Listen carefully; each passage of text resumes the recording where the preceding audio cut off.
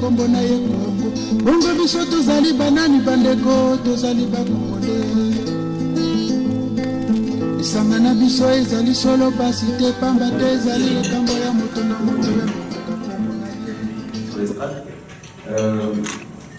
alors moi personnellement je suis très content d'être parmi vous et notamment d'avoir rencontré la Ludovic avec qui on a été dans le virtuel pendant pas mal de temps, pendant peut-être plus d'un an.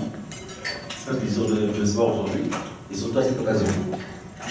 Alors j'ai eu la mission de vous parler un peu de ce qui se passe au niveau de la jeunesse congolaise. Qui dit jeunesse dit éducation et qui dit éducation dit environnement. Alors je vous présente rapidement le Congo. Donc c'est un pays qui est en Afrique centrale, 4 millions d'habitants, 4 millions 400 précisément. Et nous avons plus de 60% de la population qui a moins de 25 ans. Donc c'est une population très jeune. Et le malheur, c'est que nous avons plus de 57% du taux de chômage au sein de cette population jeune. Donc, pour 57%, donc un peu plus de la moitié des jeunes sont au chômage. Et nous avons ces chiffres qui sont alarmants. C'est que par contre, problème lié à la politique sanitaire et à la politique écologique et environnementale qui est totalement absente. On a un taux de mortalité des enfants de moins de 5 ans de plus de 65%. Donc,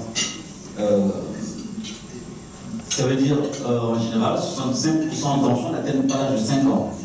Nous sommes en 2015 et je pense que c'est des choses qui ne sont pas admissibles. Quand on parle d'éducation, à l'époque on appelait le Congo quartier latin d'Afrique. Parce qu'il y avait un taux d'alphabétisation qui était assez important. On a voisiné les 60, on a voisiné les 49% du taux d'alphabétisation. Aujourd'hui, ils sont descendus très très bas.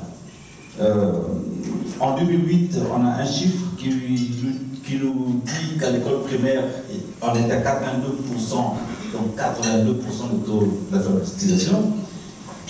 Et les 15-24 ans, leur taux était à 80%. Voilà, donc, et ça continue à se dégrader. Et pour l'instant, il n'y a aucune mesure qui a été prise pour pallier à ce problème. Et le problème, c'est qu'après, on a des jeunes qui sortent du circuit conventionnel, du circuit scolaire, et qui sont abandonnés à la rue. Et effectivement, qui se soumettent à la manipulation et à la servitude, notamment. C'est dommage, je ne connais pas la vidéo, sinon j'aurais projeté certaines photos. Nous avons des élèves aujourd'hui, nous avons des classes, des salles de classe où les élèves sont par terre, dans un pays qui exporte le bois, l'un des plus grands exportateurs de bois d'Afrique. Et nous pensons que c'est admissible. Donc, du coup, moi j'ai préparé un programme avec la collaboration de Ludovic, un programme qui sera à filature, c'est sur la mise en place d'une école d'élite au Congo, en donnant l'accès aux nouvelles technologies aux jeunes dès l'âge de 15 ans, donc à partir du collège. Et puis, j'ai précisé que dans ce programme, logiquement, nous devons atteindre les 99%. En fait, nous devons repartir au 99% du taux d'alphabétisation comme nous l'avons eu à l'époque. Et également, et mécaniquement, le réussite va aller avec. Alors, je vais passer par les problèmes écologiques que rencontre le Congo aujourd'hui. Comme c'est que nous avons une absence totale de la politique écologique et environnementale. Je ne sais pas s'il existe un ministère d'écologie. Je ne pense pas du tout. Et voilà, et ça c'est préoccupant. Et donc nous avons un problème de rétention d'eau et de canalisation. C'est-à-dire qu'aujourd'hui, quand il pleut, l'eau l'eau s'en va dans toute la ville. Nous avons l'eau dans la maison, nous avons l'eau dans toutes les avenues. Et en fait, c'est des piscines, voilà, c'est des piscines à ciel ouvert. C'est dommage, j'ai des images que je peux vous faire circuler, vous allez regarder. Alors, et nous avons des problèmes qui sont liés directement à ces incidents d'inondation, parce qu'après, nous tombons sur des problèmes de pollution directement, sur aussi ce sont des conséquences directes auxquelles les habitants sont confrontés. Nous avons des affections de la peau, infections pulmonaires, nous avons des contaminations alimentaires, nous avons aussi une croissance du taux de mortalité. Nous avons fait ce constat aujourd'hui que le taux de mortalité, plutôt que l'espérance de vie au Congo est en train de décroître de façon extraordinaire, alors que dans d'autres pays, logiquement, elle devait croître. Donc aujourd'hui, on avoisine les 52 ans, je crois, d'espérance de vie. Je pense que là, je suis quand même sur la barre très haute. Et nous avons également un problème de contamination des eaux. Alors, nous avons plus de 30% de l'espace vivable au Congo qui est sous des décharges sauvages. Donc nous avons des poubelles partout. Et un problème, c'est que quand il pleut, ces poubelles partent dans les maisons, elles vont dans les habitations, soit dans les rues, et les gens, ils marchent dedans. Et le problème qui se passe, c'est que nous avons une nappe phréatique qui est assez sensible, comme partout ailleurs, et du coup nous avons des infiltrations de matières toxiques dans la nappe phréatique. Aujourd'hui, comme la Société Générale des Eaux ne fonctionne pas, donc il y a des forages privés qui se font, et ces forages se font au niveau de cette nappe phréatique qui est polluée. Donc en fait, on n'a pas résolu le problème de la pollution, ni le problème du déficit d'eau par cette Société des Eaux qui a ce problème. Et donc, nous en avons créé d'autres avec ces fameux forages qui existent aujourd'hui. C'est vraiment dommage, et c'est pour ça que moi, personnellement, avec une équipe séparée, on s'est consacré à ce problème directement, et donc nous allons signer un partenariat avec CUR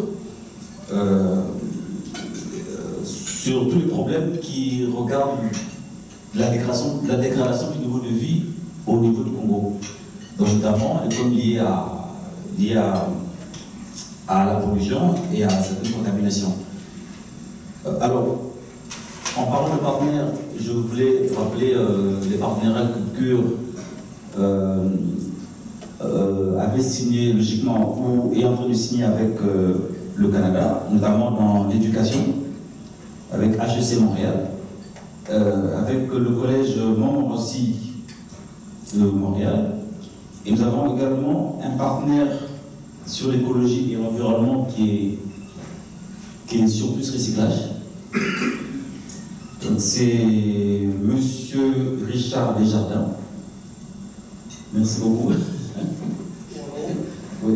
Je vous accorde une petite tribune. Donc, il avance, on peut.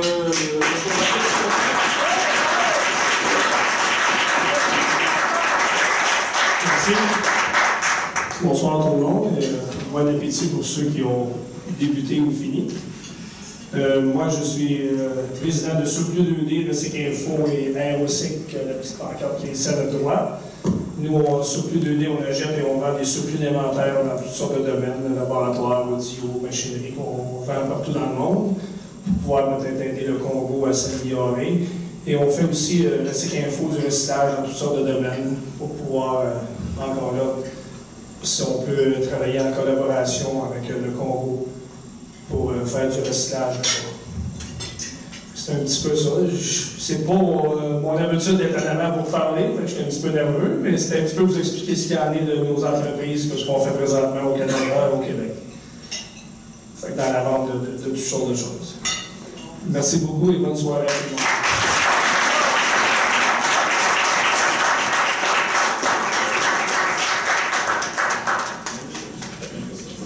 Et juste pour terminer, il y a donc le partenaire CUR, Congo-France, par par le biais de l'organisme Maurice, qui est un observatoire républicain d'intégrité et d'équité. Effectivement, c'est cet observatoire qui a commencé à mettre à disposition des Congolais tous les problèmes auxquels sont liés tous les problèmes liés à la pollution. Aujourd'hui, nous avons des grands chantiers pétroliers de Total et Eni, mais qui reversent des redevances par rapport au problème de pollution, mais en fait, cet argent est détourné pour autre chose. Et du coup, nous avons demandé à faire des prélèvements de l'air et de l'eau de mer, et même de l'eau de pluie, parce qu'il se trouve qu'il y a des matières, des substances toxiques, notamment du benzène qui est présent dans l'air, qui est un produit très très dangereux. Et nous avons constaté par rapport à ça qu'il y a une croissance de taux de mortalité liée aux problèmes pulmonaires. Effectivement, donc là nous sommes en train de faire des analyses de tous ces prélèvements. Et je pense que les résultats seront rendus disponibles d'ici la fin du mois de mai. Et je vous remercie beaucoup pour votre attention et bonne appétit.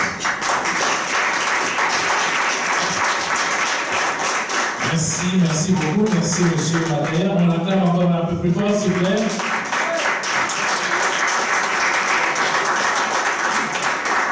Vous savez que se mettre debout devant un public, ce n'est pas toujours une évidence. Lorsque les gens passent comme ça pour nous présenter des projets, on se doit de les encourager. Monsieur Matéa est arrivé avec la problématique de l'alphabétisation au Congo, a enchaîné avec la dimension environnementale et nous a introduit Monsieur Desjardins, qui nous a fait plaisir de venir ici. Vous savez, Henri Ginsberg, un professeur au HEC de Montréal, a dit quelque part, jusqu'alors, on se spécialisait dans l'art de chercher. Ce qu'il faut, c'est de trouver. Des chercheurs, on en a beaucoup. On en a marre d'avoir des chercheurs. Maintenant, on veut des trouveurs, permettez l'expression, des gens qui trouvent des solutions. C'est dans ce axe-là que, justement, CUR se met dans une collaboration avec l'organisation de M. Richard Desjardins, afin qu'ensemble, dans la mesure du possible, on puisse trouver des solutions aux problèmes environnementaux qui minent notre République. Je vous ai dit qu'on avait toujours des chercheurs.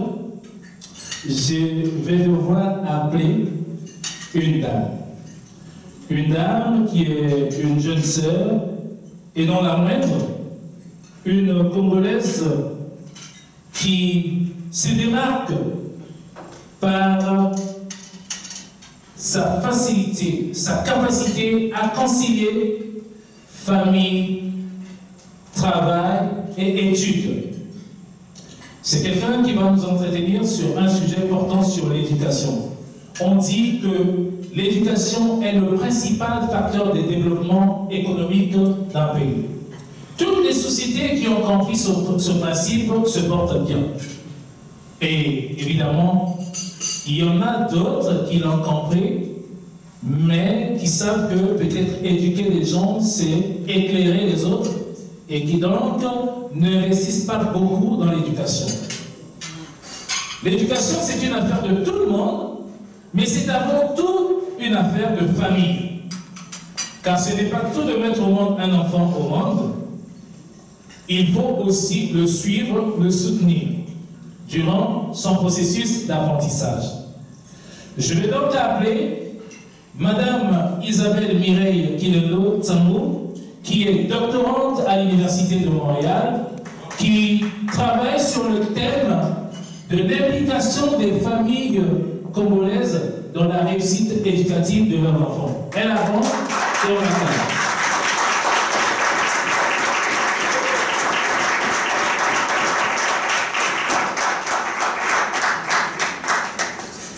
Bonsoir.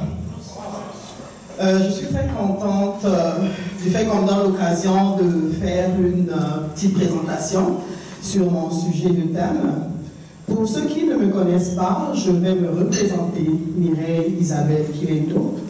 J'ai une maîtrise en éducation à l'Université de Montréal, une deuxième maîtrise en orthopédagogie à l'Université de Montréal et actuellement je termine un doctorat en psychopédagogie. Pour moi, c'est important d'étudier si nous voulons transformer le Congo. Car, comme nous le savons bien, à chaque année, lorsque je vais en vacances, je suis tellement déçue par le système scolaire éducatif congolais. Je me dis que nous avions du travail, mais pour pouvoir changer les choses, ça prend des gens formés qui ont une expertise en la matière. Et Cure a un volet de l'éducation, donc je me suis dit que je vais mettre la main dans la pâte pour pouvoir changer le Congo.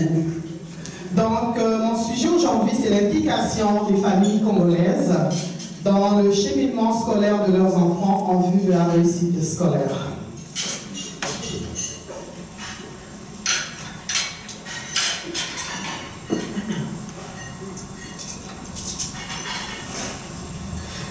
Trois questions que je me suis posées. Comment pouvons-nous ramener les familles afin qu'elles puissent s'impliquer davantage dans le cheminement scolaire de leurs enfants? Si nous voyons un peu l'histoire au Congo, nous savions bien que en ce qui concerne les devoirs ou la réussite scolaire des élèves, c'est réservé aux enseignants, aux acteurs scolaires. Mais une fois que ces familles congolaises arrivent au Québec, la réussite de l'élève est partagée entre les parents et les acteurs scolaires. Et cela crée un problème d'adaptation à ce nouveau système. Donc je me suis dit, il serait quand même important d'étudier pour voir comment ces familles, on peut ramener ces familles qui viennent avec une culture congolaise en disant que les élèves, la réussite de l'élève est réservée à l'école. Comment nous pouvons aller chercher ces parents pour pouvoir intervenir afin de ramener leurs enfants dans la réussite scolaire? La deuxième question à l'étude, de quelle manière la recherche a-t-elle rendu compte des défis relatifs au parcours migratoire des familles qui ont des enfants d'âge scolaire, notamment en lien avec l'établissement général dans la société d'accueil qui est le Québec, ainsi qu'avec leur rapport avec l'école? La troisième question, selon la connaissance que nous avions du profil général de la communauté congolaise à Montréal, quels sont les défis qui pourraient s'appliquer à la situation actuelle? Le plan de la présentation, il y a 7 points.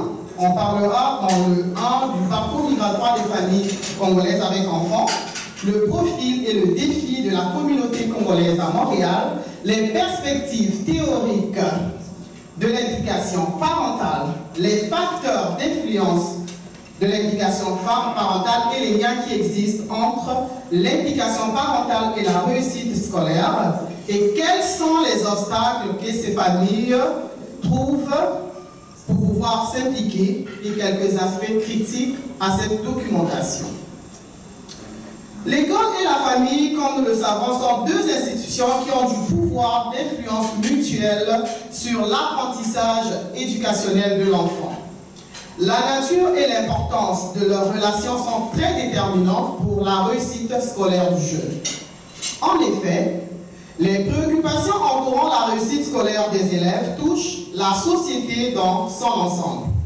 Celle-ci débute chez les familles et se répand à l'école et dans la communauté.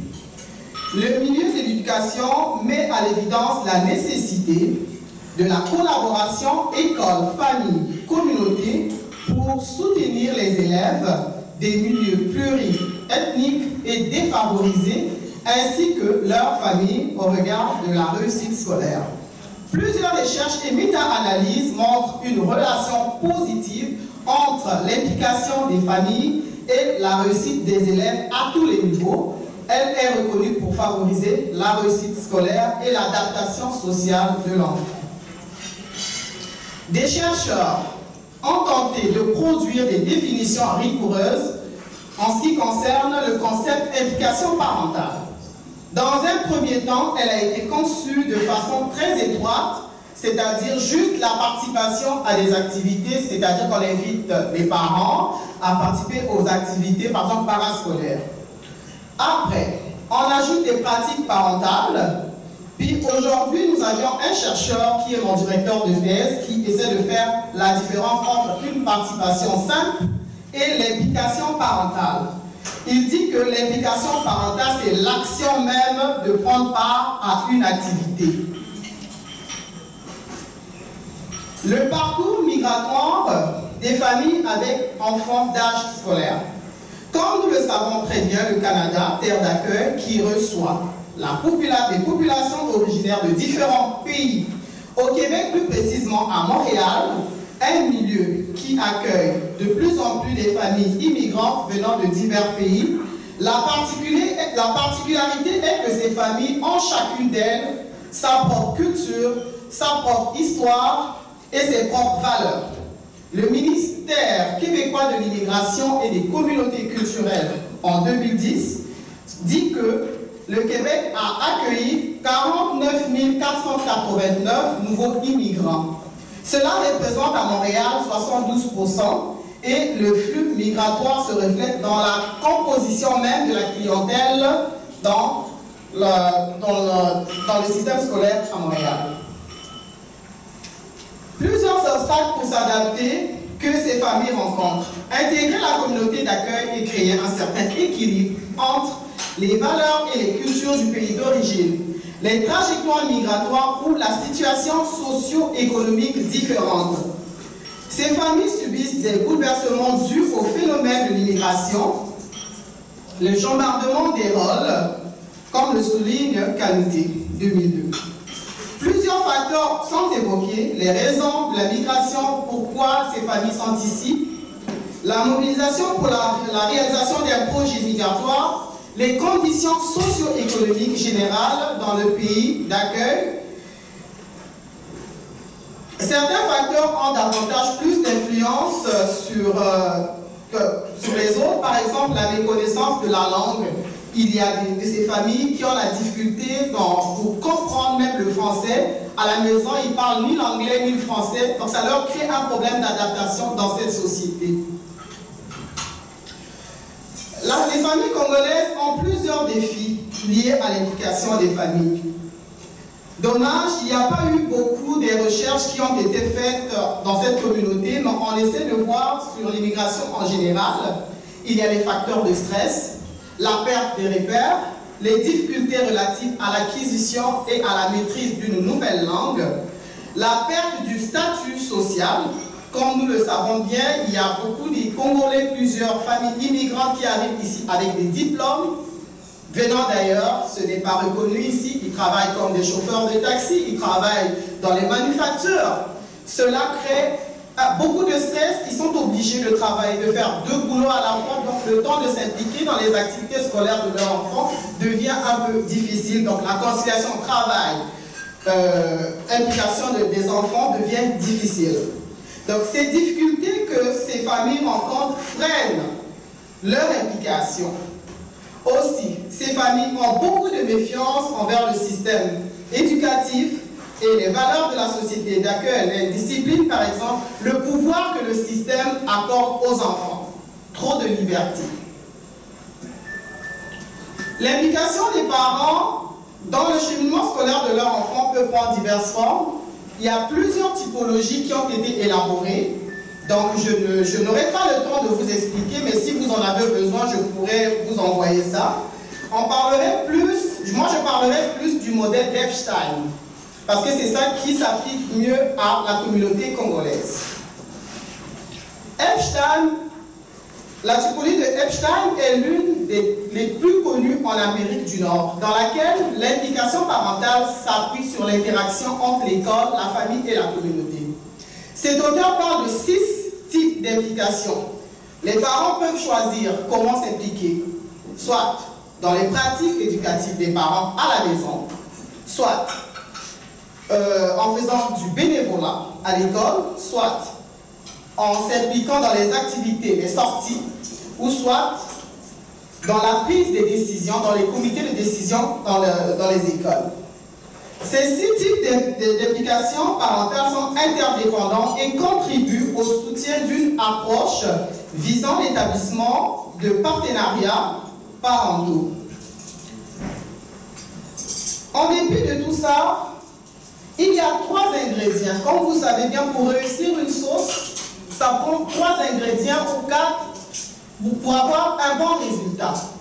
Pour l'établissement d'une bonne implication parentale, il y a 3 ingrédients. Ça prend de la motivation personnelle. Il faudrait que les parents, les familles, c'est bon, il faudrait que les parents puissent se sentir motivés. Donc, CUR va travailler aussi avec les familles, leur donner des outils, leur apprendre comment faire pour pouvoir ramener les élèves dans la réussite scolaire. Il y a le sentiment de compétence et la compréhension de leur rôle. Qu'est-ce qu'ils ont à faire pour pouvoir ramener ces familles dans la réussite scolaire?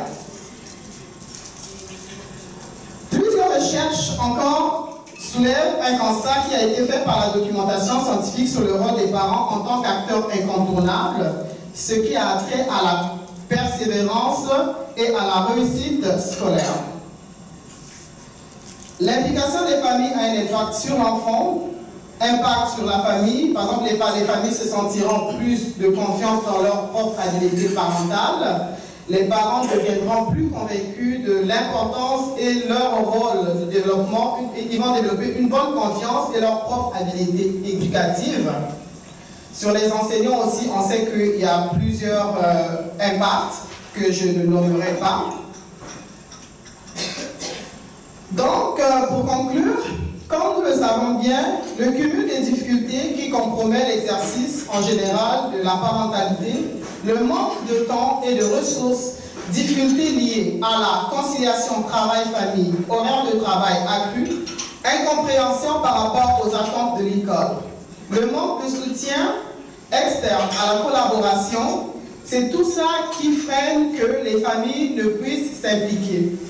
Maintenant que nous sommes conscients de ça, j'espère que lorsque le moment arrivera, on se retrouvera avec CUR pour travailler sur l'implication des familles, pour ramener ces enfants à réussir. Une fois que nous allons rentrer au Congo, nous aurons un bon bagage. Comme ça, on pourra changer le système éducatif congolais. Merci, merci beaucoup. Merci. Elle mérite plus que ça.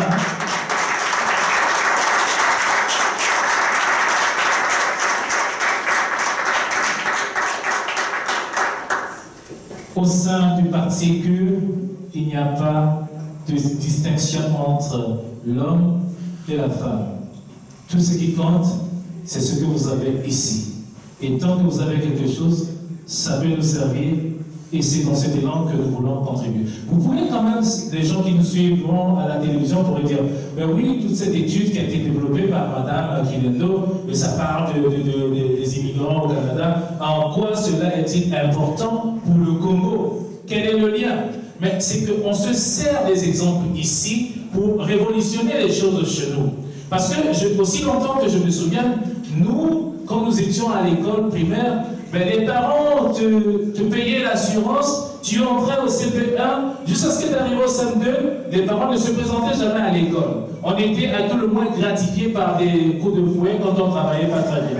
Alors, si ça va un jour, l'idée justement d'apporter cette sensibilisation, cette façon de changer les choses au niveau du Congo, c'est pour éviter qu'un jour, en disant à nos enfants ou en leur reprochant de ne pas avoir bien travaillé, qui n'est pas à nous dire, parents, nous fûmes ce que vous pûtes.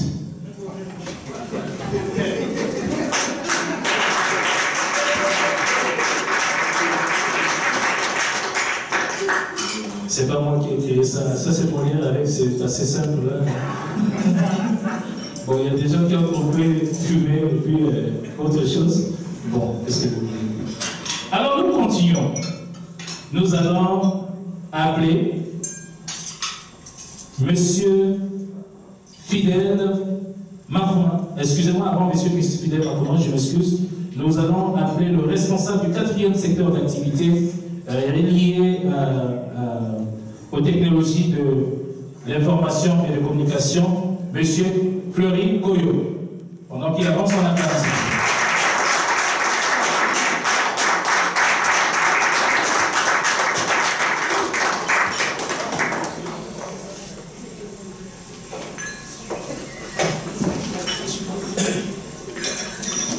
Bonsoir. Bonsoir. Mon nom est Fleury Koyo et je suis responsable au niveau des technologies de l'information et des télécommunications au sein de CUR.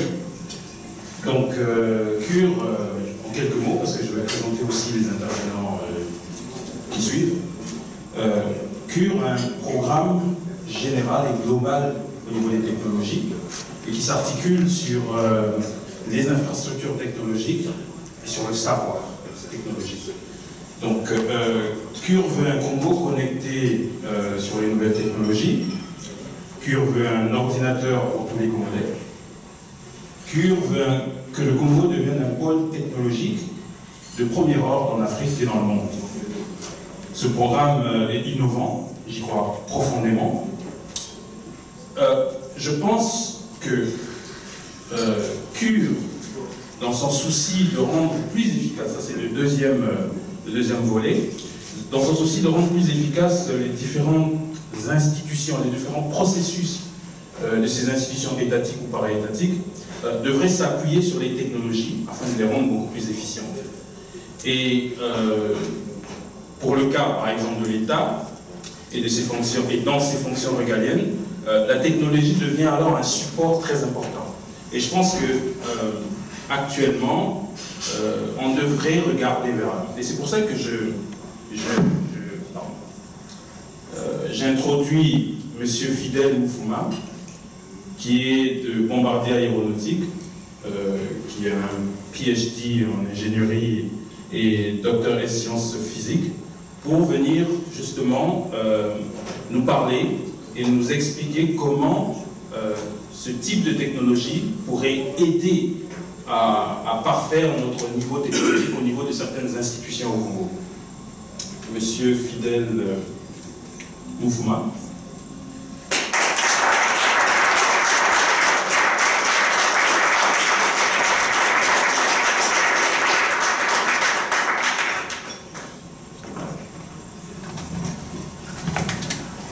Bonsoir, je suis honoré d'être ici parce que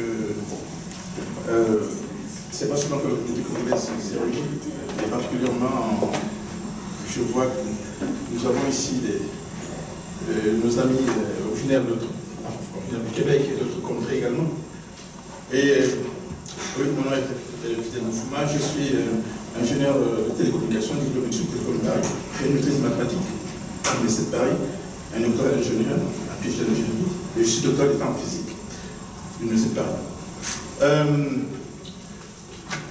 Je vois qu'ici nous sommes d'origine diverse et variée.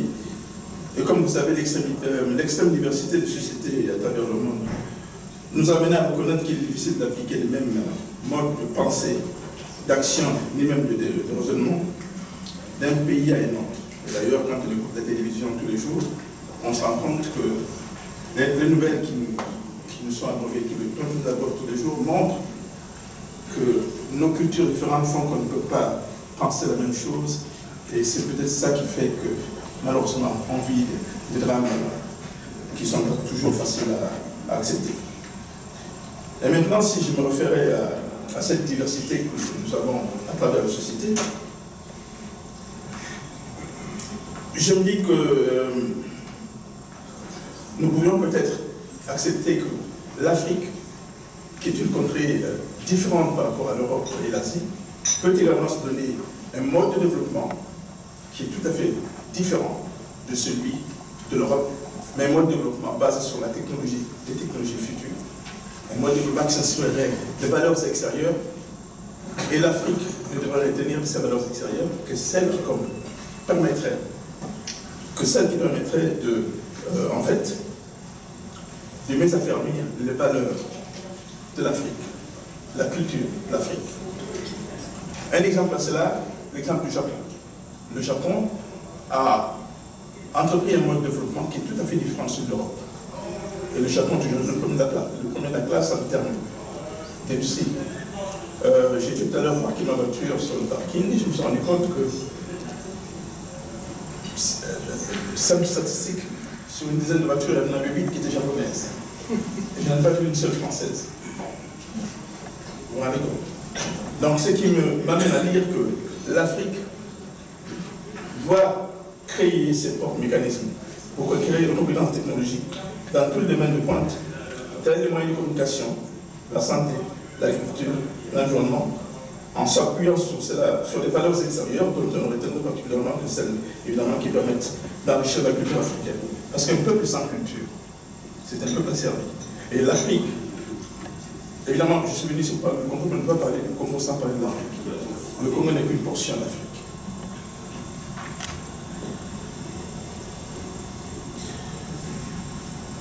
L'Afrique noire va arriver sur le marché du travail. Tout à l'heure, un des intervenants disait que nous avons énormément de chômeurs en Afrique. Effectivement, l'Afrique noire va arriver sur ce marché du travail. 7 à 10 millions de jeunes chômeurs par année. Comment pouvons-nous faire face à ce défi dans un continent qui est politiquement et économiquement fragile et dont les potentiels en termes de ressources naturelles et de croissance des populations sont colossales?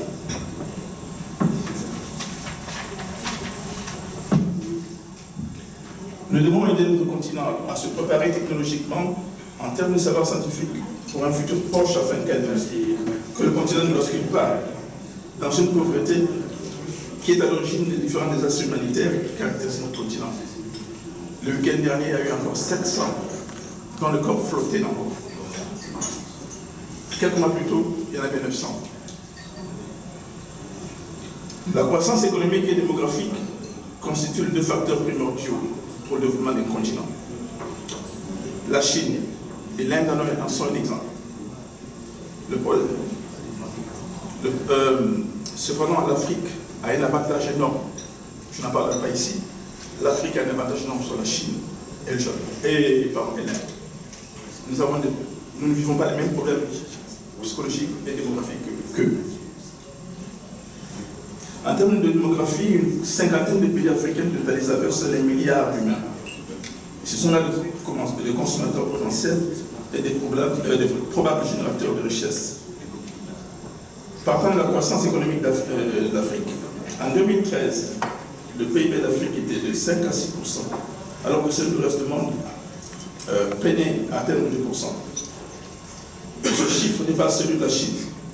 Et la constance de ce chiffre depuis les années 90, évidemment, incite les investisseurs à s'intéresser à l'Afrique. Le facteur démographique et le facteur économique ne bénéficieront aux Africains que si l'Afrique noire arrive à garantir son autosuffisance et réduire sa dépendance envers les pays développés. L'industrialisation de l'Afrique est le facteur clé pour transformer l'économie de notre continent en une économie moderne, créatrice d'emplois et génératrice de richesses. Seule l'industrialisation du continent permettra d'accroître les revenus des Africains et accroître leur standard de vie, ce qui réduira la tendance à l'émigration de plusieurs d'entre nous qui sont à la recherche d'une hypothétique vie meilleure à l'extérieur, avec toutes les frustrations et tout le drame que cela entraîne.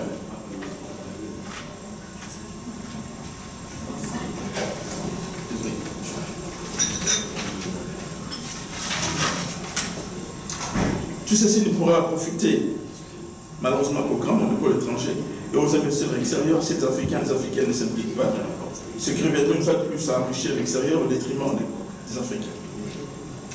Et c'est dans ce moment-ci que je commence à parler de la recherche et développement. Parce qu'une économie sans recherche et développement est une économie sans avenir. Parce que sans innovation, il n'y a pas de futur. On voit avec les entreprises d'ailleurs. Beaucoup d'entreprises coulent parce qu'elles ne font pas le poids devant les entreprises japonaises qui font de la recherche. Les petits États dont nous sommes originaires, malheureusement, ne peuvent pas soutenir des activités scientifiques, des activités de la recherche scientifique. Et pourquoi? Parce que la recherche scientifique nécessite énormément d'argent. Et c'est dans cela qu'il faut qu'il y ait une politique de recherche scientifique globale au niveau de l'Afrique. Le but premier de ces recherches, dans la série dans la technologie de l'information, le domaine de la santé, le domaine de l'énergie, des ressources naturelles, sans oublier l'environnement, bien sûr. Tout à l'heure, on a parlé de la vie, continuons de l'environnement congolais, ou la ville de Pointe-Noire, d'où je viens d'ailleurs, la ville, c'est Pointe-Noire qui produit du pétrole, et les nappes phréatiques sont pleines de mazout, et il était possible aux personnes d'acheter de l'eau parce qu'ils n'ont pas d'argent. Et ils boivent cette eau qui est complètement indigeste. Évidemment, on pourrait dire que parler de la recherche et développement pour l'Afrique, les Africains n'en sont pas capables parce que l'histoire, et puis parce que les clichés de tous les jours, certainement. Et si l'on pose la question de savoir si on est capable de le faire, moi la réponse serait plus oui. Parce que ma femme qui est ici et moi-même avons toujours l'habitude de dire à nos 5 enfants, nos 3 filles et nos garçons, et nos 2 garçons, qu'ils pourraient devenir tout ce qu'ils voudraient devenir, tout ce qu'ils souhaiteraient devenir. Cela ne veut pas dire qu'il n'y aurait pas d'embûches sur leur chemin, particulièrement à cause de la couleur de leur peau. Et ça, là également, je ne fais pas, je le dis sans embâche. Parce que, avant d'être ici ce soir avec vous ici, j'ai eu un parcours. Mon parcours, j'étais chercheur pendant longtemps chez France Télécom pour les satellites. D'accord? J'étais le premier à mettre au point les modèles. Aujourd'hui, vous utilisez vous téléphonez à tous ceux qui font cher en Afrique ou en Asie, vous envoyez des photos à travers Internet et tout le reste. Et tout cela, vous ne savez peut-être pas, mais ça emprunte les chemins qu'on appelle des autoroutes d'information. Et ces autoroutes d'information, ce sont des zones électromagnétiques qui passent par le satellite. Dans les années 80 encore, il a été impossible de savoir si l'on pouvait créer des communications avec des pays qui sont dans les zones tropicales à des fréquences très élevées. Les raisons étant que dans ces pays, il pleut énormément. Et les gouttes de pluie sont un handicap énorme pour les zones électromagnétiques. Donc on ne savait pas comment résoudre le problème. J'étais à ce moment-là, je venais sauter sur Télécom Paris, et votre serviteur a été le premier sujet là-dedans pour pouvoir, dans le cadre de la préparation de mon doctorat d'ingénieur, au sein de France Télécom, j'étais donc le premier à résoudre ce problème au niveau mondial. D'accord? Il existe au niveau de l'Union internationale de télécommunications, dont j'ai été pendant longtemps consultant, des modèles mathématiques que j'ai mis au point, qui ont permis de résoudre le problème pour permettre aux zones électromagnétiques de passer à travers le gouttes de pluie. J'ai fait les mêmes études à Bangkok, en Thaïlande. Ces modèles sont aujourd'hui utilisés dans le monde entier, et c'est pour ça qu'aujourd'hui vous êtes capable de téléphoner à Brazzaville, au Tchad, ou peu importe, dans les pays où il pleut énormément. C'est comme si vous parliez à quelqu'un qui était à la porte à côté. D'accord? Et malheureusement, c'est le jour où je suis allé aux États-Unis présenter, plutôt aux Nations Unies présenter ces modèles, avec l'aide de mes collègues de labo français, France Télécom, la délégation américaine, dirigée par le professeur Crane, a piqué une colère en disant qu'on ne peut pas concevoir que quelqu'un venu de je ne sais où puisse détruire en une journée le travail qu'on a fait pendant 20 ans. Ce sont des choses qui vous marquent. Et c'est à suite de cela que justement, quand je me suis fait donner par les Nations Unies des stations de satellites, parce qu'ils voulaient que je poursuive les études, ces stations, j'en ai installé une dans les pays au Cameroun, et à Brazzaville, on n'a pas voulu. Parce que pour eux, c'était une source. Pour eux, j'ai travaillé pour les Occidentaux, et par conséquent, il n'était pas question. Ce qui explique que je ne suis plus autant que moi. D'accord? Et après mon doctorat d'État, ces travaux, après mon doctorat d'État, je me suis retrouvé chez Dassault, aviation Dassault, toujours pour l'électromagnétisme, sur le Rafale. Je construis le Rafale A à Z pendant 13 ans. J'étais le seul Africain comme ingénieur chez Dassault pendant 13 ans. D'accord? Qui plus est, responsable d'un département. Et c'est pour cela que Bombardier est venu me débaucher chez Dassault. Ils m'ont amené ici avec ma femme et mes enfants. Mes 2 enfants, ici, mes 2 derniers. D'accord? Il y a encore quelques... Il y a juste un an. Et chez Dassault, j'agis en qualité, chez Bombardier, j'agis en qualité de honneur, c'est-à-dire détenteur de savoir dans le domaine de l'électromagnétisme. Il y a 1 an, j'ai apporté à Bombardier et au Canada un award qui s'appelle le Arctic Colonel Merit Award dans le domaine de l'électromagnétisme parce que j'ai réussi à démontrer que que les avions composites dans le 787 de Boeing, ou le C-série de Bombardier, la C-série de Bombardier, que les ondes électromagnétiques, c'est-à-dire la foudre, parce que c'est mon rôle, je protège l'avion contre la foudre, le champ magnétique et tout le reste, ne se comportent pas de la même manière dans un avion composite que dans un métallique. Ça leur a pris 2 ans pour comprendre l'implémentation que j'avais faite, et la deuxième année, je suis allé avec ma femme prendre le rôle des États-Unis dans ce domaine. Je veux simplement dire que nous sommes capables de faire ce type de travaux, parce que si ce n'était pas vrai, ce ne serait pas Mali qui serait le père type PAF Founder, c'est-à-dire l'engin qui est allé sur Mars. C'était Malien qui l'a lancé.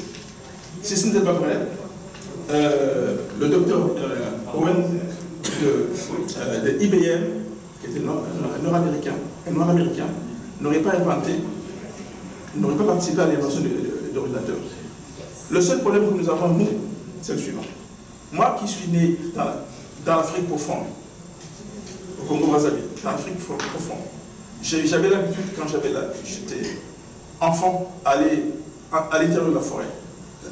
La forêt profonde, vous voyez les arbres majestueux, très grands, 60 mètres de haut. En dessous, pas d'herbe, il n'y a rien. La voûte des arbres est tellement haute qu'elle empêche le bruit de passer à travers. Le soleil ne passe pas. Pas de mauvaises herbes. Et quand on passe dans la savane, malheureusement, c'est le territoire de l'herbe et tous les arbres sont gris. Et ce que je veux dire par là, c'est que nos pays, le problème majeur, c'est que, quelle que soit votre volonté de faire quelque chose, quelle que soit la volonté d'entreprendre votre savoir-faire, il y a tellement le manque, le fait que nos dirigeants font fi de la démocratie, le fait que tout ce qui les intéresse, c'est la politique du ventre, font que quand vous y allez pour faire ce genre de choses, vous vous retrouvez complètement enlisé, comme si c'était le liseron qui entourait l'arbre, et finalement vous finissez par vous rabourir intellectuellement parlant. C'est notre problème majeur. Et c'est dans cela que je viens soutenir Ludovic. Pourquoi? Parce que le Congo a besoin du sang neuf, a besoin de gens qui ne sont pas compromis avec les politiciens du passé et qui ne reviendront au pouvoir que pour des revanches, chercher à rouvrir les mêmes plaies. Nous avons tous perdu des parents, des amis. Dans la guerre dont parlait Ludovic tout à l'heure, 150 000 morts pour un pays de 4 millions d'habitants. Et où les assassins étaient particulièrement les gens de l'extérieur. Donc, mon Chambani, la seule chose que je te souhaite, c'est que si jamais, je le souhaite également, je souhaite que tu deviennes un fin politicien pour notre pays, la seule chose, c'est que tu dois d'abord garantir l'unité nationale. Nous sommes un peuple uni. Tu ne peux pas bâtir un pays qui vit dans la situation où nous sommes, où il y a le nord, il y a le sud. Autre chose.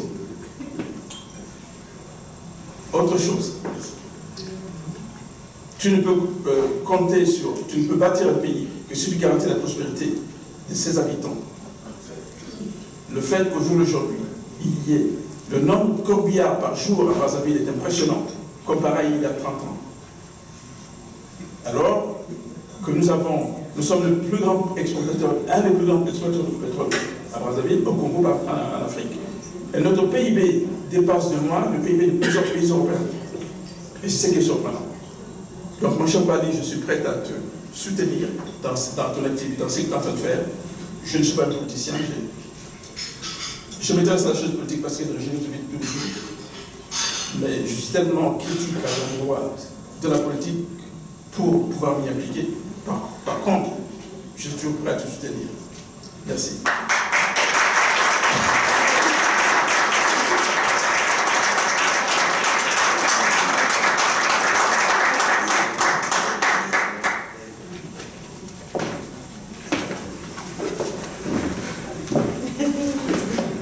Merci. J'aimerais appeler M. Rémi Villeneuve, l'ingénieur des sciences et des technologies.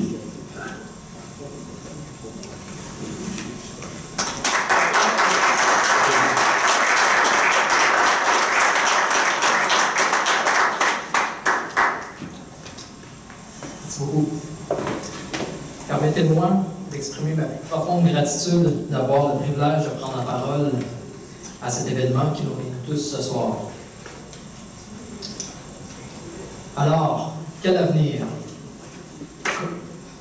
Comme vous savez, les nouvelles technologies Internet sont une superposition de notre monde, c'est-à-dire nos sociétés, de nos pays et de nos cultures. La mondialisation a stimulé la croissance économique dans bien des pays, mais elle a aussi renforcé l'exigence d'une grande compétitivité, la nécessité aux entreprises, aux administrations de s'adapter rapidement et d'être compétitif dans un environnement qui ne cesse d'évoluer, constitue donc un enjeu de taille. Le progrès fulgurant des sciences et des technologies auxquelles nous assistons a généré une révolution de la communication qui s'étend à toutes les régions du globe, donnant naissance à une société mondiale de l'information. En fait, les nouvelles technologies de l'information et de la communication, également appelées NTIC, bouleversent complètement la façon dont les gens vivent, apprennent, travaillent, même l'idée qu'ils ont de leur travail, et cela partout dans le monde. Il serait bien naïf de notre part de penser que cette transformation a désormais pris fin. Bien d'autres changements sont à venir.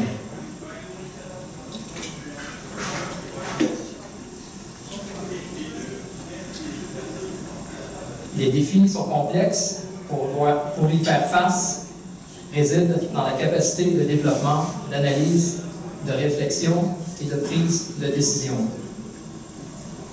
Pour être en mesure de réduire la fracture numérique et technologique et être compétitif au 21e siècle, il est inévitable qu'il faut s'approprier ces technologies. Il faut également s'attaquer à former une main-d'œuvre qualifiée qui allie innovation, productivité et flexibilité. Avant de continuer, avant de passer en fait à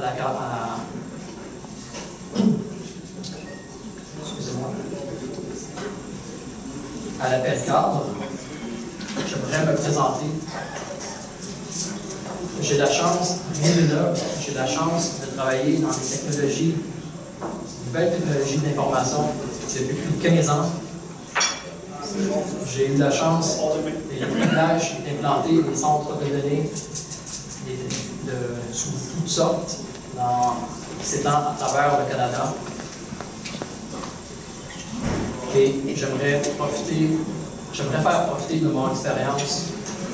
J'aimerais l'apporter au Congo. Donc, je vais vous parler de l'appel cadre. C'est dans un cadre de développement dynamique qui s'inscrit dans un pays qui veut renouer avec une croissance forte et durable. Cette croissance pourrait être tirée d'une part par des investissements massifs mais optimaux dans les infrastructures et dans le capital humain, et d'autre part par l'éclosion de nouvelles opportunités dans des secteurs aussi divers que variés, dont les nouvelles technologies de l'information et de la communication.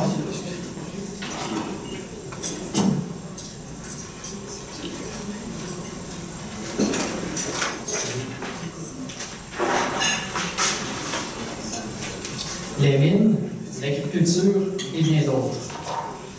Le développement de ces secteurs d'activité pourrait contribuer à faire du Congo un pays émergent à forte croissance économique. Cela implique que soient créées les conditions susceptibles d'offrir un bien-être à toutes les couches de la population et de la production accrue et soutenue des richesses nationales. Les technologies de l'information et de la communication indiquent, par leur usage généralisé, participent à la création de ces richesses. Laissez-moi vous parler de deux projets pour lesquels nous aimerions contribuer. Nous souhaitons accompagner le Congo dans l'atteinte de ses objectifs à travers la réalisation de projets technologiques de pointe dans le domaine des nouvelles technologies de l'information. Assister le gouvernement du Congo afin de moderniser son administration publique à travers la mise en place de projets de gouvernance électronique. Profiter de l'usage des technologies de l'information et de la communication pour améliorer la qualité des services rendus aux citoyens et aux entreprises. Interconnecter l'administration publique, les services publics et les services médicaux pour donner la possibilité aux citoyens d'accéder de façon électronique aux services fournis par l'administration publique.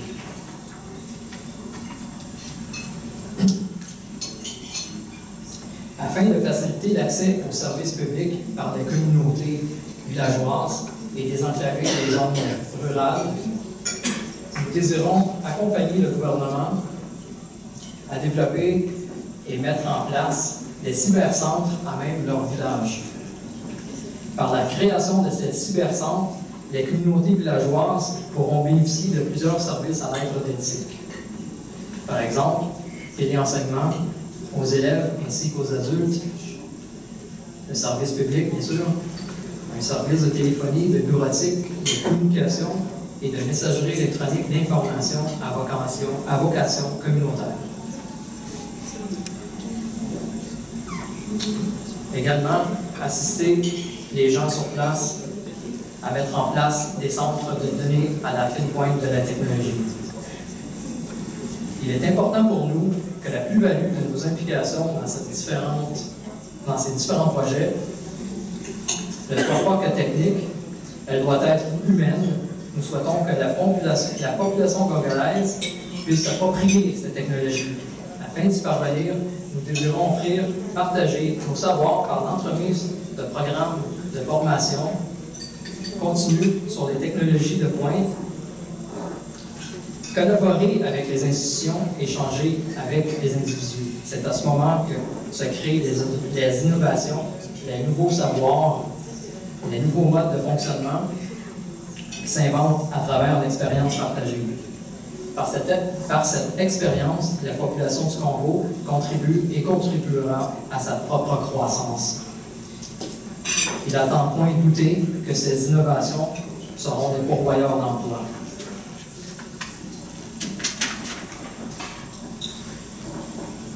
Pour relever ces défis, il est clair qu'on ne peut agir efficacement qu'en travaillant de concert avec les administrations et nos collaborateurs. Le savoir-faire de nos collaborateurs ainsi que les valeurs qui consistent à toujours mettre les clients au centre des préoccupations de l'entreprise est la clé. C'est la clé de notre réussite, la clé de nos relations d'affaires. Avant de conclure, j'aimerais vous raconter le pourquoi. Vous savez, il y a quelque temps, j'ai rencontré un homme fort intéressant. Il se nomme Claude Ludovic Mbani. C'est un homme de belle allure, instruit et inspirant. Ce qui a surtout retenu mon attention, c'est son implication, son dévouement et le respect qu'il y a pour la nature humaine. En l'écoutant parler avec passion de ses projets d'entraide, de son attachement aux devoirs et au service des Congolais, je me suis alors demandé comment puis-je apporter ma contribution. C'est alors qu'apporter la technologie de pointe là où elle n'est pas, aider les pays à effectuer leur évolution technologique, aider à l'éducation des jeunes talents, telle est devenue ma part de ma mission. Alors, quel avenir? Que le vent souffle, certains construisent des murs, d'autres les moulins à vent. Bien, nous voulons participer à aider à construire vos propres moulins. Je vous remercie de votre bien aimable attention et je vous souhaite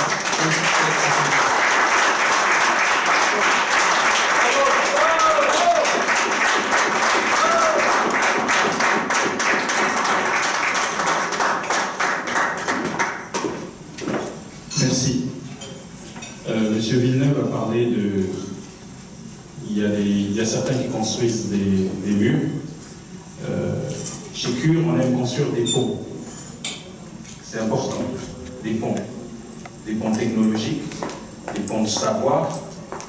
Et c'est à cet égard que j'invite monsieur Guy Landry de SAVEC Internet pour venir nous présenter un projet qu'il a pour le Congo. C'est un ami du Congo. C'est notre ami, il est congolais. Merci beaucoup. Un Congolais blanc. Oui, j'ai entendu. Écoutez, on m'a mentionné que j'avais 10 minutes pour parler. Et j'ai un petit défaut, absolument, quand je me mets à parler, j'oublie le temps. Alors, je vous suggère fortement, lorsque vous allez voir que je dépasse les 10 minutes, de faire aller vos bras. Pas de petit mouvement. La dernière présentation que j'ai faite, je voyais bien des gens dans la salle qui étaient comme ça. Mais moi, je pensais qu'il y avait chaud. Je continuais. Je pense qu'on a fini vers minuit. Bon, bref, je suis président de SAVEC.com Internet, une entreprise qui offre des services reliés à l'Internet. Donc, l'achat et la vente de noms de domaine, la conception des noms de domaine, le commerce électronique, bref, tout ce qui se fait dans l'Internet. Et comme M. Villemur l'a mentionné tantôt, nous, on a ici, à Montréal, un centre de données. Un centre de données, pour ceux qui ne connaissent pas ça, en anglais, on dit un data center. C'est un grand espace, une grande pièce. Ce que nous avons ici, à la Tour de la Bourse, au 800 Place Victoria, c'est à peu près 5 fois la salle ici. Et dans cette salle, c'est rempli de serveurs Internet. Donc, quand vous entendez, c'est du marketing, quand vous entendez la publicité qui dit « on va héberger votre site dans le cloud, dans les nuages », ça n'existe pas. Tout le monde sait que les nuages, c'est l'humidité, puis ça finit par tomber comme de la pluie. C'est simplement dans des centres de données comme chez nous, où sont entreposées vos informations, vos sites Internet. Et ce qu'on offre, nous, bénévolement, à l'organisation du gouvernement du Congo, évidemment, lorsque, je ne dis pas si, mais lorsque QU et M. Mbani vont prendre le pouvoir, nous offrons notre expertise.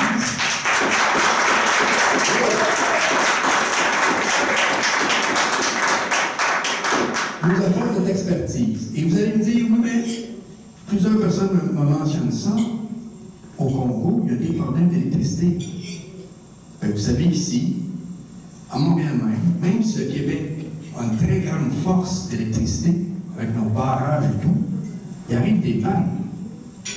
Donc, nous, on a le devoir de donner à nos clients un service 24 heures sur 24, 7 jours par semaine. Nous avons du personnel, même à Noël, au jour de l'an, et si on y va tantôt, il y a du personnel sur place. Et pour ceux qui se rappellent, ici au Québec, on a connu la crise du verglas. La crise du verglas, c'est qu'il a tombé de la pluie, et les branches d'arbres ont absorbé la pluie, et ont eu un grand volume de glace. Et cette glace a apporté les arbres, et les arbres, en tombant, ont emporté les fils.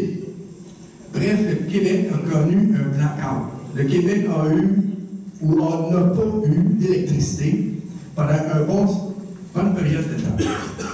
Sauf que chez nous, on est équipé de génératrices, tout comme les hôpitaux.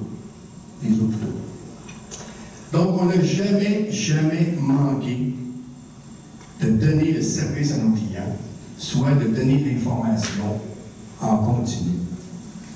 Pour vous expliquer en 2 mots, on a une salle, la moitié de la salle ici, c'est seulement des batteries. Vous connaissez ça, des batteries? On a dans les autos, les appareils.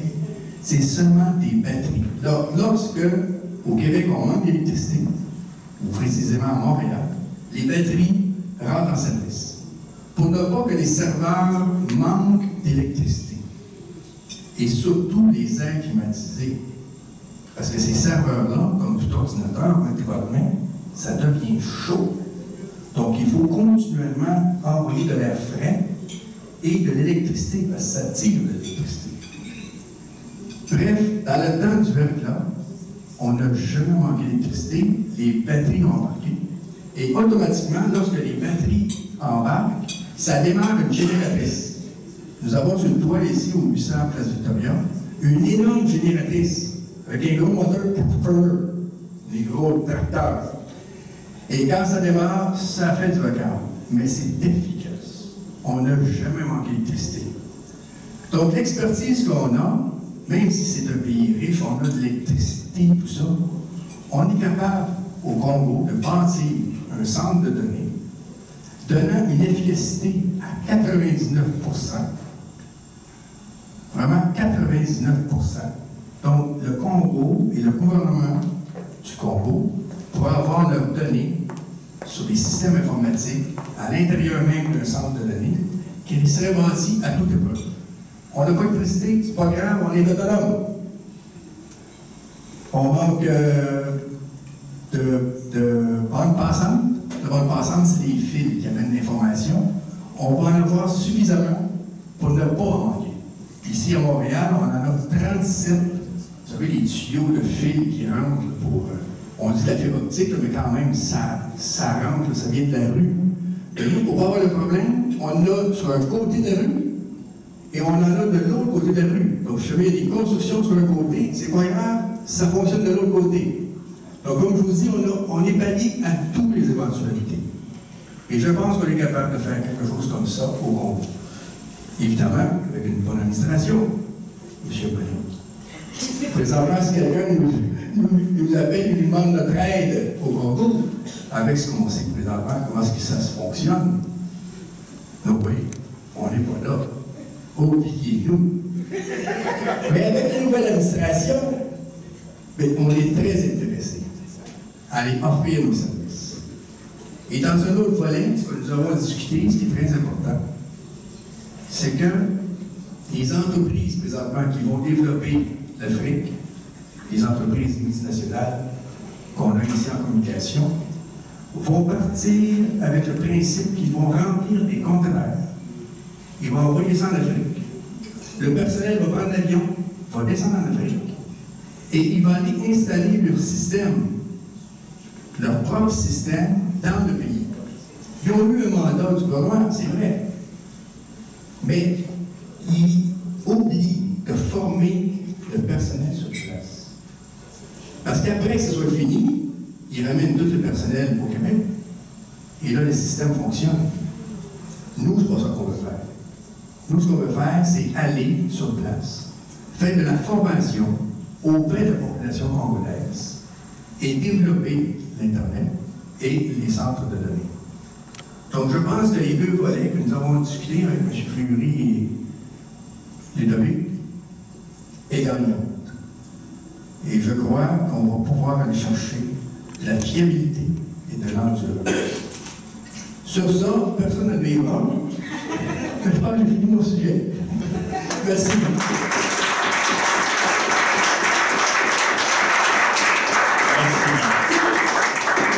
Juste avant de mettre le micro à notre présentateur vedette, Guy a oublié de parler de quelque chose de très important, c'est la sécurité au niveau des données. Pour tenir par exemple un fichier mettant des permis de conduire au Congo, on a besoin que le système soit fiable, qu'il y ait de l'électricité, sécuritaire, mais aussi redondant.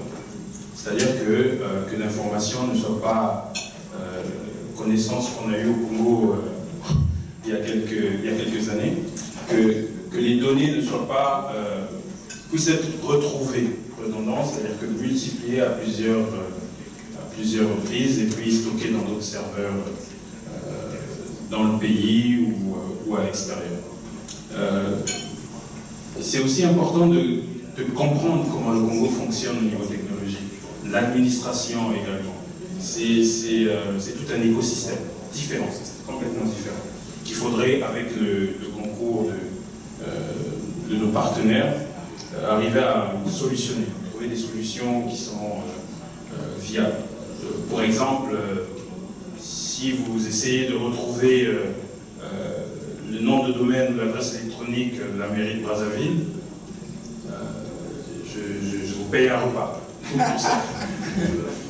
Il existe peut-être, mais il est probablement hébergé dans des sites comme Yahoo ou Hotmail, ce qui n'est pas très sérieux. Donc, Monsieur Monga, je vous laisse la parole. Merci beaucoup, merci Orlando. Merci.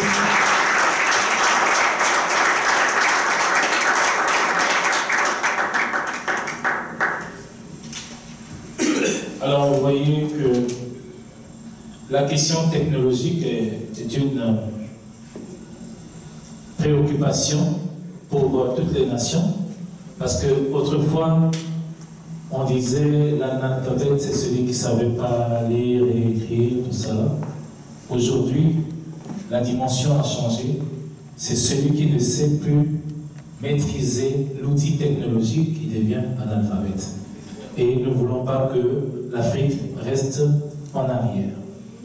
Nous parlons de l'Afrique, nous avons parlé de la dimension internationale, des intervenants qui sont passés ici. Quelqu'un a dit, l'Afrique est un tout. Le Congo n'est qu'une portion de l'Afrique. Et pour vous le démontrer, nous allons faire appel cette fois-ci à M. Rachid Saïd Adjibadé, qui est le porte-parole du président en matière de diplomatie et relations internationales. Avancez, monsieur. Voilà.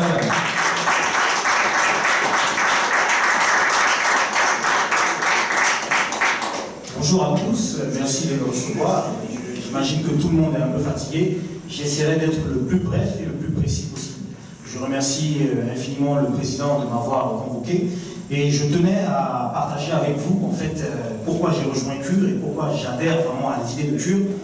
Si vous voulez, mes visions à moi, de mes expériences, de mon parcours, de celui de mes parents vis-à-vis de l'Afrique en général. J'ai beaucoup aimé l'intervention de M. Moufouma tout à l'heure qui m'a extrêmement inspiré. Et pour la petite parenthèse, j'ai été dans l'aviation aussi pour un moment parce que je suis pilote de formation. Mon parcours m'a mené à plusieurs égards. Je suis originaire d'Afrique de l'Ouest, moi-même personnellement. Mon père a œuvré 3 ans en République centrafricaine et dans les 2 Congos, où j'ai beaucoup appris moi-même durant tous mes séjours. Et ce qui a été incroyable de constater, et ça a été évoqué un peu à plusieurs reprises, c'est que moi, venant d'un pays d'Afrique subsaharienne, en l'occurrence le Burkina Faso, qui connaît actuellement une transition, j'ai simplement, et toutes les statistiques le montrent, certaines que je vais vous citer tout à l'heure vont peut-être vous décoiffer, mais elles sont réelles et vérifiables. Je vous invite, en l'occurrence, à regarder par exemple sur certains sites, et un site journalistique que j'aime beaucoup qui s'appelle Jeune Afrique, qui fait énormément d'études sur le potentiel de développement de l'Afrique centrale. C'est extrêmement important. Le développement de l'Afrique centrale est la clé du développement de l'Afrique subsaharienne, en partie. Pour le Burkina Faso, en ce qui nous concerne, nous sommes un pays enclavé qui ne produit presque rien. Toutes nos ressources alimentaires sont importées des pays limitrophes et des pays qui ont accès à la mer. En l'occurrence, la Côte d'Ivoire, qui a une économie assez forte en raison de ses ressources, qui n'est absolument rien comparé au Congo et à l'Afrique centrale. Et en raison justement du dynamisme de son économie, qui fait que juste la Côte d'Ivoire arrive à soutenir le reste économiquement des États de l'Afrique de l'Ouest, surtout de l'Afrique subsaharienne. Ce que je trouve important de spécifier lors de mon discours est les liens que le Burkina ou l'Afrique de l'Ouest a avec le Congo. D'une chose, c'est que nous possédons et nous avons 3 grandes lignes que nous pouvons partager. D'abord, nous avons une langue commune, le français, hérité de l'époque postcoloniale. Nous avons aussi hérité de l'époque postcoloniale le même franc, la même devise sur lesquelles tout ce qui est intrant économique position en fait même politique est gérée, en l'occurrence par le FMI, mais qui permet quand même de donner plus ou moins une valeur stable des indices de développement de nos pays. Ça veut dire que directement ou indirectement, ne serait-ce que par ce biais, un développement particulier de l'Afrique centrale, en l'occurrence du Congo-Brazzaville, induit directement ou indirectement des croissances en Afrique. Pourquoi? Actuellement déjà, il y a tout un pôle de commissions. Bon, je sais que c'est encore à petite échelle, mais juste pour vous donner une idée, pendant les années 70, j'entendais quelqu'un dire ici tout à l'heure que le Congo et l'Afrique centrale étaient un pôle de développement pour tous les Africains, c'est vrai. Ma propre mère a fait une partie de ses études de sage-femme au Congo. Et pour vous dire, toute l'Afrique de l'Ouest s'est inspirée du développement du Congo. Le Congo est le réservoir naturel de l'Afrique. Un pays enclavé comme le nôtre a bénéficié de certaines aides du Congo, aussi minimes soient-elles, qui ont permis, pour le cas du Burkina Faso, de développer à peu près 3% du secteur de l'agronomie au Burkina Faso. Ces chiffres sont vérifiables, avec de l'argent prêté par le Congo-Brazzaville, qui cette période s'est étendue à peine au début des années 70 jusqu'à peut-être le début des années 80, et très récemment, avec le gouvernement actuel, des participations assez supplétives dans certains volets. Si un pays comme le Burkina Faso, fort de 17 millions d'habitants, avec plus de 75% de son territoire aride, où rien ne pousse, arrive avec un peu d'argent à développer son économie agricole, à nourrir des villages qui sont autosuffisants. Le Congo qui, lui, avec à peine 5 millions d'habitants et une superficie d'à peu près 342 000 km², c'est-à-dire nous, le Burkina, on est 17 millions avec une superficie de 242 000 km². Le Congo est plus grand, avec plus de 60% des terres qui sont fertiles. Je conçois très mal que le développement du Congo soit impossible. Soit, comme tous les intervenants l'ont mentionné tout à l'heure, il y a énormément de difficultés. Tous les Africains aujourd'hui, l'année dernière, quand j'assistais à des congrès, observent de très près l'évolution du Congo. Nos pays sont des vases communicants. Nous voyons actuellement ce qui se passe en Afrique de l'Ouest. Les migrants dont on parlait tout à l'heure, qui meurent par dizaines, par centaines tous les jours. Mais c'est parce qu'on n'a pas été capable de former ou de réformer cette, je dirais, excusez-moi l'expression, cette soi-disant Union africaine qui, pour moi, n'est encore qu'à ses balbutiements.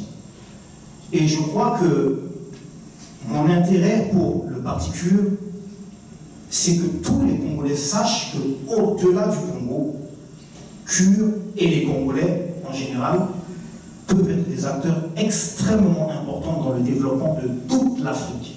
Nous avons deux puissances économiques actuellement en Afrique, l'Afrique du Sud et le Nigeria. Dans le cas de l'Afrique de l'Ouest, nous avons une barrière, je vous ai dit ce qui nous unissait, ce qui nous désunit aujourd'hui, la barrière linguistique, les méthodes de faire. Les époques postcoloniales, comme le disait M. Moufouma tout à l'heure, nous ont donné un héritage qui diffère de régions et d'autres. D'où la naissance de certaines divisions aussi qui sont assez systématiques chez nous.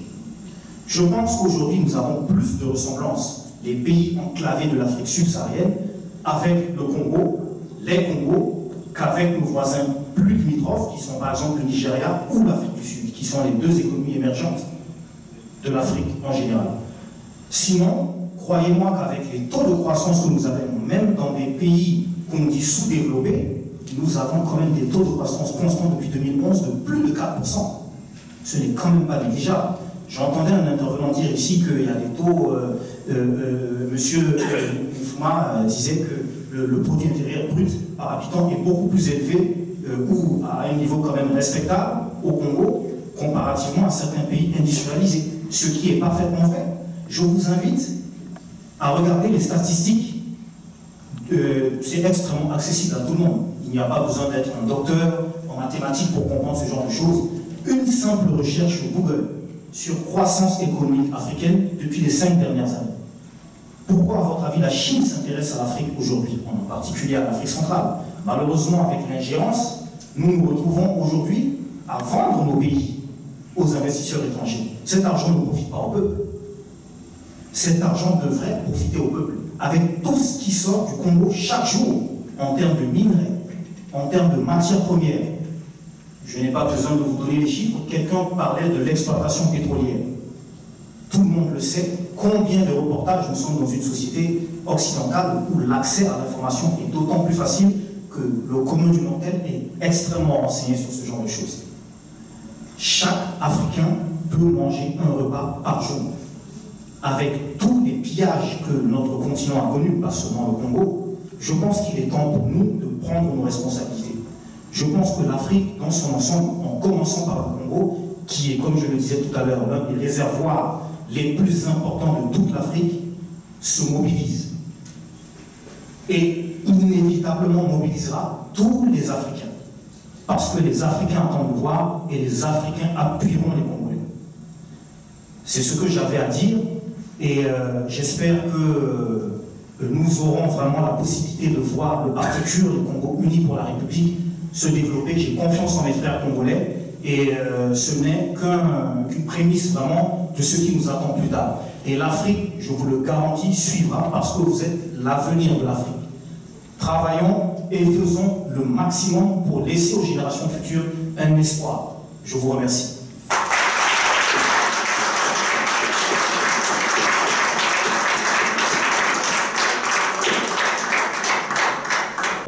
Il est avocat, candidat du PLC, du PLC, Parti libéral du Canada, dans la circonscription d'Alfred Pellan. Donc on souhaite qu'il réussisse aux prochaines élections et peut-être, qui sait, quand on lancera les prochaines invitations, il reviendra ici en qualité de député. Monsieur Angelo,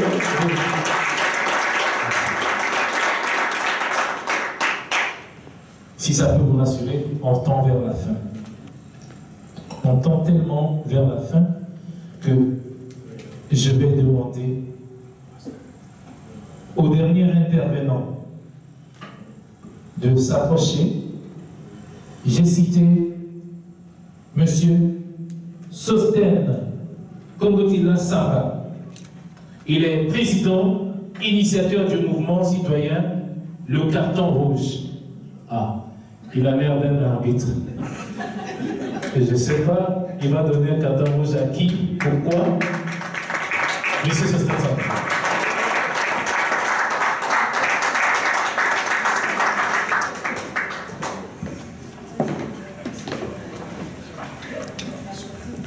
Merci beaucoup, Monsieur Patrick. Mes chers compatriotes, distingués invités, messieurs les intervenants, mesdames et messieurs, je tiens avant tout à remercier l'auditoire qui a répondu présent pour ce débat d'idées que nous avions sur des thématiques politico-sociales sur notre cher continent, l'Afrique, et plus précisément le Congo-Brazzaville. Je salue et je remercie M. Ludovic Mani, président du CUR, de m'avoir invité. Et je remercie également les différents panélistes pour leur contribution. Ma contribution à moi portera essentiellement sur la problématique de l'alternance politique en Afrique. Et mon propos débute par un constat simple. Le manque d'alternance démocratique est l'un des symptômes nourrissant la défiance de sociétés civiles africaines à l'égard de ce que je qualifierais d'importation de la démocratie à l'occidentale. En effet, à l'exception de quelques cas historiques d'une alternance politique pacifique, l'exemple du Sénégal où le président Senghor cède le pouvoir en 1981 à son premier ministre Abdou Diouf, qui lui-même le transmettra pacifiquement quelques années plus tard à Abdoulaye Wade, ou encore le président Ahidjo du Cameroun qui cède pacifiquement le pouvoir à Biya en 1982, force est de constater qu'à l'heure actuelle, où nous parlons, l'alternance politique dans de nombreux États africains demeure leur mort, ou à tout le moins se réalise dans un bain de sang. Les événements turbulents ayant récemment contraint à l'exil l'ancien président du Burkina Faso, M. Blaise Compaoré, confirment malheureusement cette triste réalité. On a cette impression de mimétisme chez certains dirigeants africains qui s'accrochent obstinément au pouvoir. Pardonnant le peuple, le privant de son droit le plus légitime, qui est de choisir lui-même ses dirigeants et de renouveler ainsi la scène politique. Au vu de ce qui précède, il y a lieu de s'interroger sur les facteurs fondamentaux qui expliqueraient certainement l'incapacité quasi chronique qu'ont nos gouvernants à ne pas favoriser l'alternance politique. Sans vouloir refaire totalement l'histoire, on pourrait visualiser les facteurs constituant des freins à la concrétisation de l'alternance politique en Afrique sur des périodes historiques spécifiques, notamment la période coloniale, la fin de la colonisation et l'accession des pays africains à l'indépendance souveraine jusqu'à nos jours. Avec l'accession des pays africains à l'indépendance dans les années 60, la centralisation du pouvoir inspirée de la colonisation s'accentue. Les tout premiers dirigeants africains, parfois peu outillés pour assurer leurs fonctions, s'inspirent beaucoup du système colonial pour asseoir durablement leur autorité. Ils dirigent leur pays d'une main de fer et sans partage, sans possibilité d'alternance aucune. C'est le cas par exemple de la RCA avec Bokassa, du Togo avec Yassimbe Yadema, de l'Ouganda d'Imin Amin, de Sékou Touré en Guinée-Conakry. Et aujourd'hui, plus précisément au Congo-Brazzaville, 32 ans de dictature, celui du président Denis Sassou Nguesso. Ces dirigeants instaurent une seule et unique mouvance politique, le parti-État, tel que cela fut le cas au Congo-Kinshasa avec le feu Mobutu. Ce sont des systèmes de partis uniques avec des leaders forts, omniprésents et omnipotents, qui font fi de toute divergence politique. L'alternance au pouvoir, lorsque celle-ci arrive, se fait rarement de façon pacifique et démocratique. On assiste alors, durant cette période, à de nombreux coups d'État, à des putschs qui sont parfois pilotés de l'extérieur par l'ancienne puissance coloniale. Il est à noter que l'autoritarisme politique n'est pas pour déplaire aux partenaires commerciaux, aux alliés politiques de toute nature, qu'ont désormais ces nouvelles démocraties. Au contraire, les régimes despotiques confèrent une stabilité dans ce système mafieux et officieux, tel que la France-Afrique, où l'ancienne puissance coloniale veille à la préservation des intérêts économiques et assure en échange la pérennisation au pouvoir et l'enrichissement illicite des dirigeants corrompus. Dans ces régimes non démocratiques, il est précisé que l'alternance politique n'est pas dans l'intérêt de la classe dirigeante, car cela impliquerait plus de transparence dans la gestion des fonds publics, la perte de revenus importants acquis de façon illicite et un sentiment de culpabilité vis-à-vis du peuple qui est le véritable détenteur du pouvoir politique. Dans les années 90, bon nombre d'États africains, pour sauver leur apparence et surtout pour calmer la grogne populaire, vont s'ouvrir au multipartisme et abolir le système des partis uniques en théorie. La réalité est cependant tout autre. Loin de vouloir favoriser une réelle alternance politique, certains dirigeants africains usent de nombreux superfuges politiques en organisant des simulacres d'élections qu'ils remportent généralement à des scores soviétiques, 92%. Faire croire aux jeunes, par exemple, que le problème du Congo-Brazzaville se résume uniquement à la personne du président Denis Sassou Nguesso et tout son système, et qu'il suffit seulement de le chasser pour que la jeunesse ait l'emploi, la justice, l'égalité des chances, la libre expression et la vie en rose, est une escroquerie et un mensonge. Dans les années 90, ces mêmes promesses nous avaient été faites par la vieille classe politique, alors que nous avions pour la plupart d'entre nous 19 ans. Mais cette vieille classe politique nous avait roulé dans la farine en volant notre révolution. Car le radicalisme de notre génération à cette époque avait contraint le même président aujourd'hui, ça veut dire Denis Sassou Nguesso, et son PCT a accepté la tenue de la conférence nationale. Mais la vieille classe politique, soucieuse seulement de remplacer M. Denis Sassou Nguesso et son PCT pour faire la même chose, et pour instaurer la démocratie et faire du Congo un état de droit moderne et civilisé, elle a instauré l'ethnocratie à la place de la démocratie. À la place de la barbarie primitive basée sur l'ethnie, à la place du multipartisme idéologique.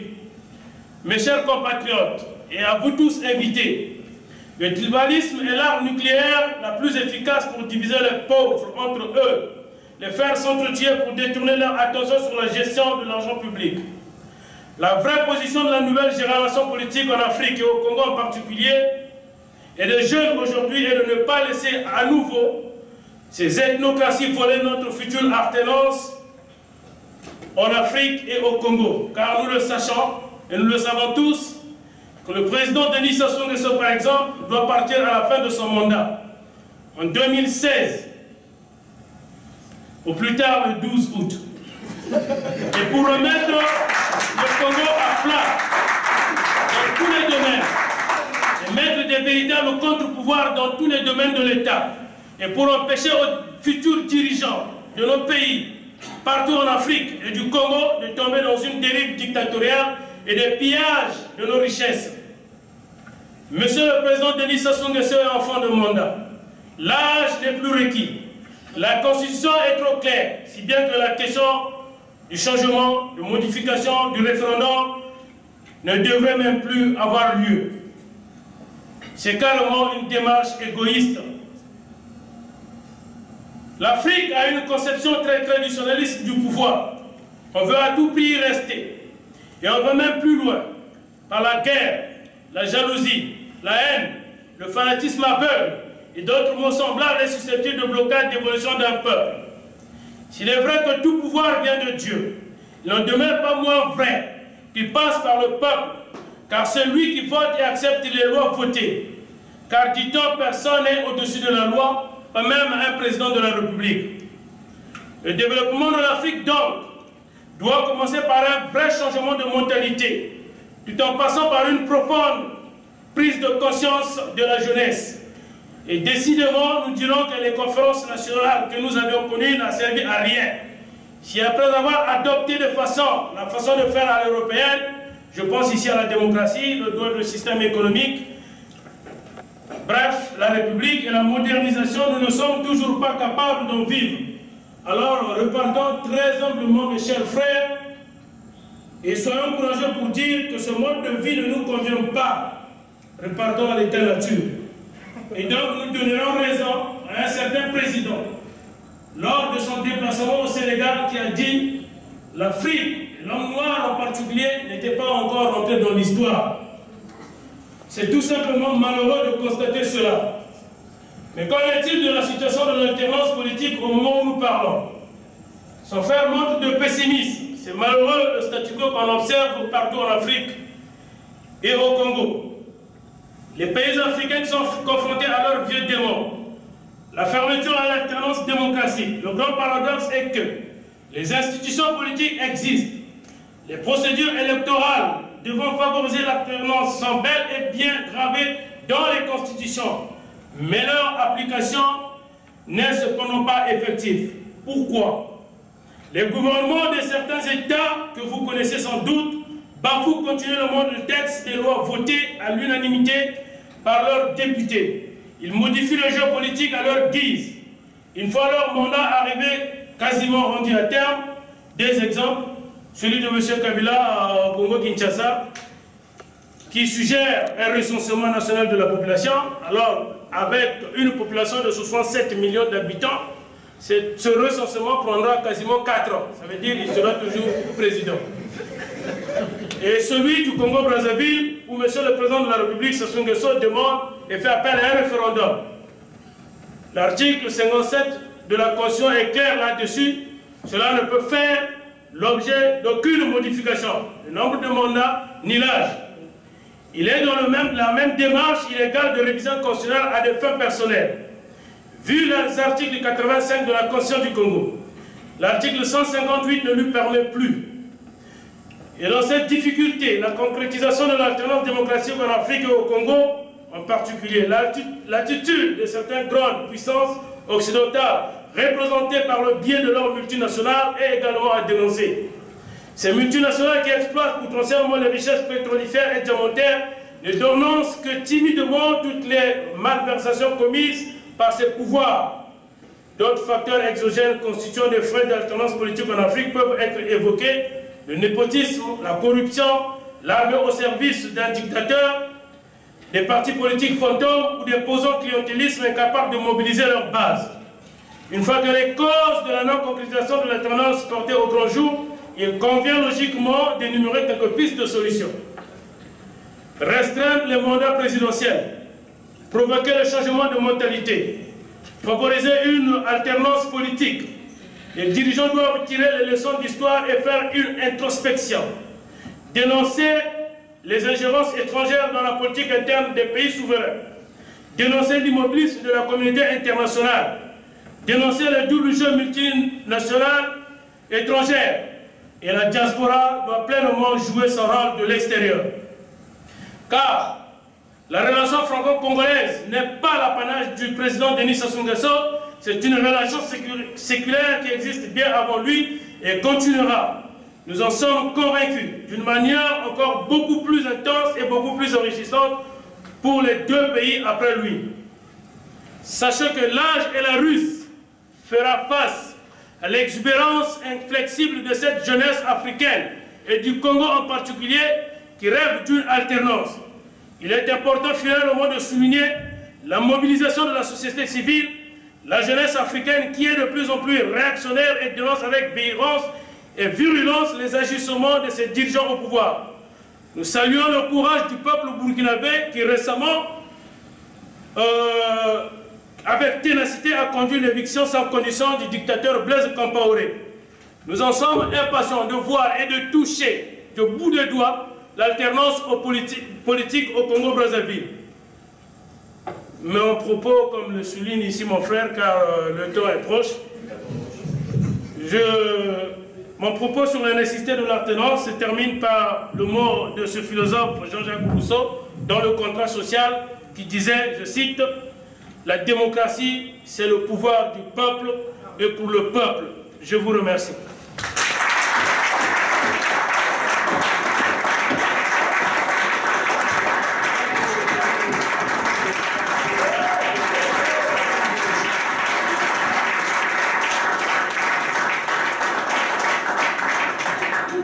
On comprend bien pourquoi le carton est rouge.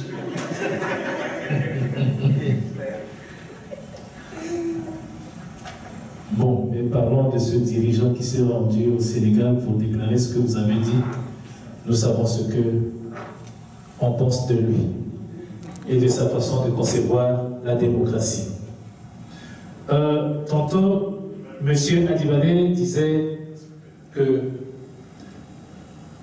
le Congo ou les deux Congos ont une influence sur le développement de l'Afrique de l'Ouest. Et M. Samba vient de nous renvoyer l'ascenseur en provenance du Burkina Faso. C'est-à-dire que nous sommes dans une logique de corrélation. Et ce qui a commencé au Burkina Faso, qu'on le veuille ou non, finira par toucher toute l'Afrique et le Congo en particulier. Parce qu'il faut dire les choses telles qu'elles sont. Mais voilà. Nous voici arrivés à la fin de ces moments. Mais comme on dit, à tous ces lieux en tout honneur, je voudrais inviter de nouveau le président de CUR afin qu'il prononce les mots de la fin pour remercier tous ceux qui se sont donné le temps de se déplacer pour venir rendre réalisables ces moments. Ludovic Claude Manu.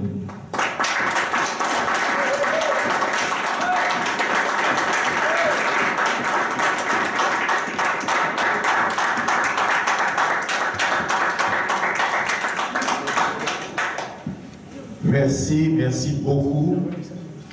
Merci à tous les acteurs que j'ai vus défiler ici les uns après les autres, les unes après les autres. J'aimerais ovationner les acteurs de l'immortalité de ces moments et un acteur en particulier de la joie et de l'agréabilité de l'oreille. Nos chers journalistes, photographes, notre DJ, Bartel, notre journaliste, Madame Elia Niali Gomez, mieux encore, vous qui êtes ici présents, qui, jusqu'à cette heure-ci, vous êtes encore là. Je souhaiterais applaudir pour vous.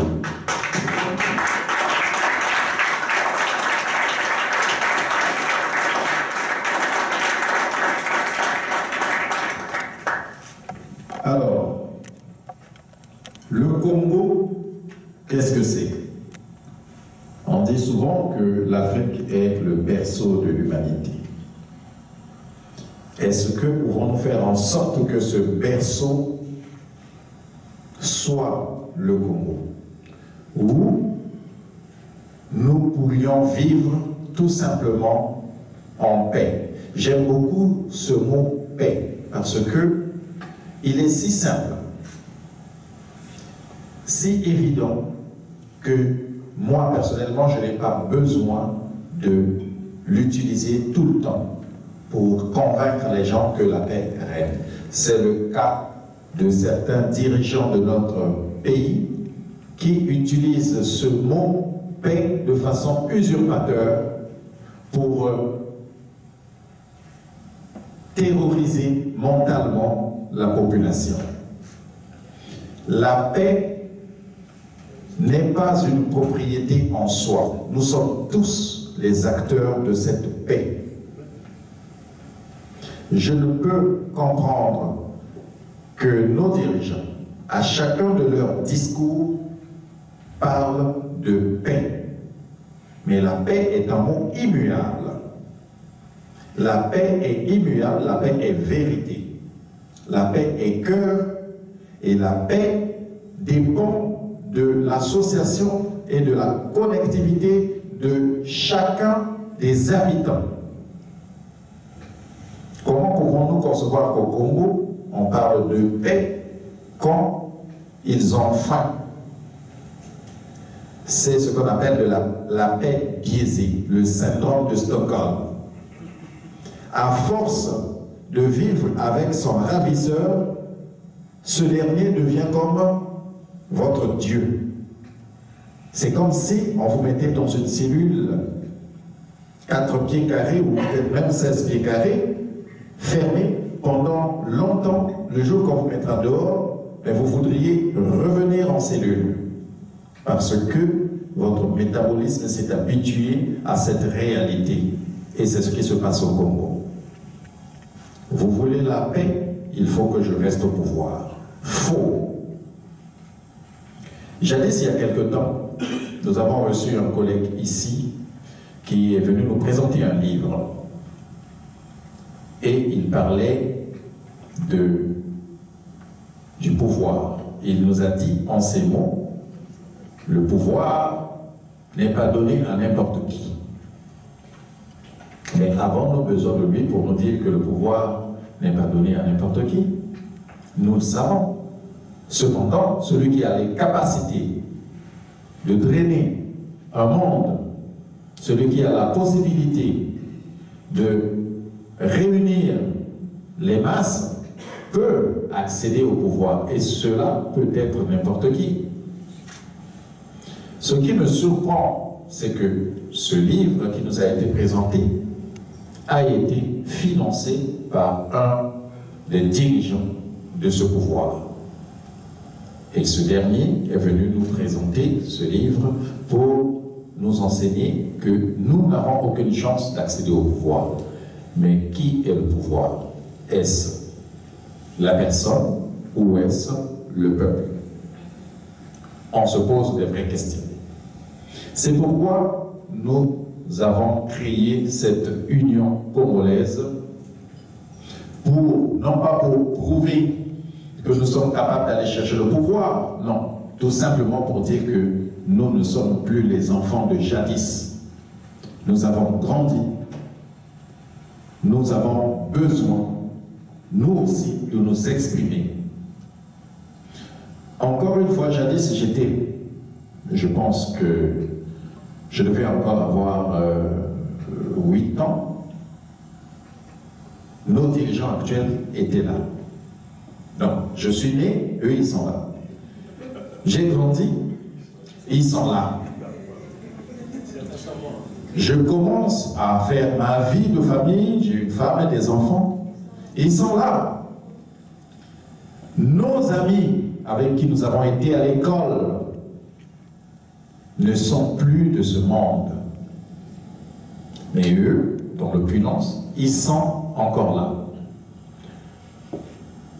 Nous avons grandi, nous avons des enfants, nos enfants ont des enfants, ils sont encore là. Et nos enfants qui ont eu des enfants, vont avoir des enfants, ils veulent encore être là. Cela suffit. Cela suffit.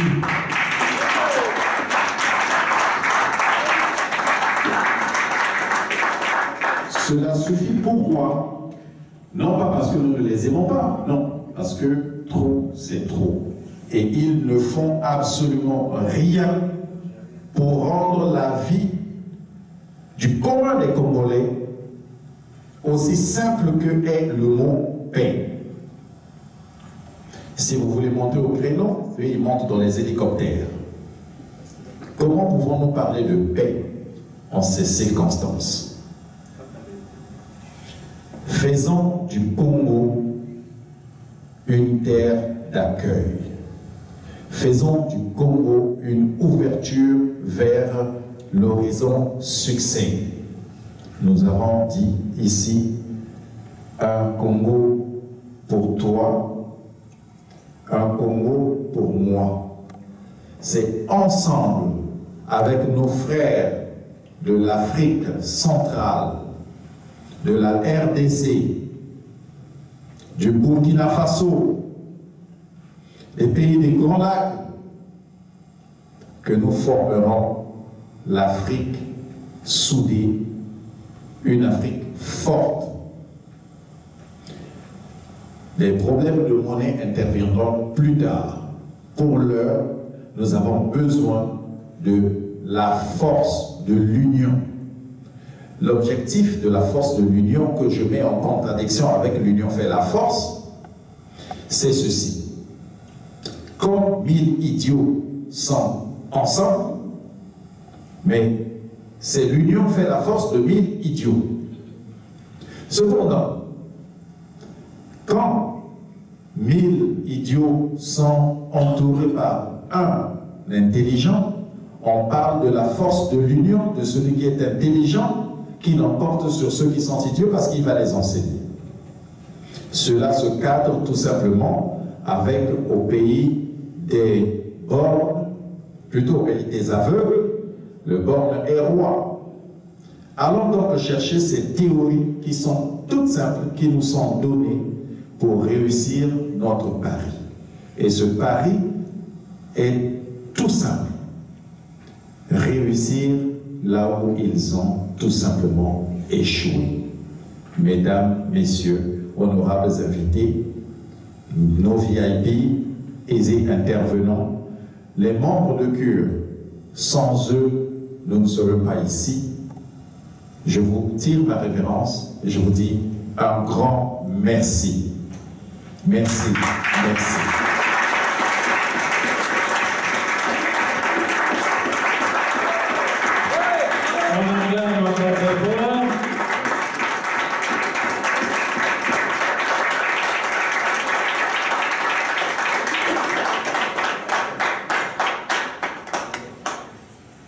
Alors, mesdames, messieurs, c'est ainsi que nous avons vu cette soirée. Nous vous remercions d'avoir été là et nous vous disons, allez en paix. Au plaisir de nous revoir en d'autres occasions. Bonne soirée.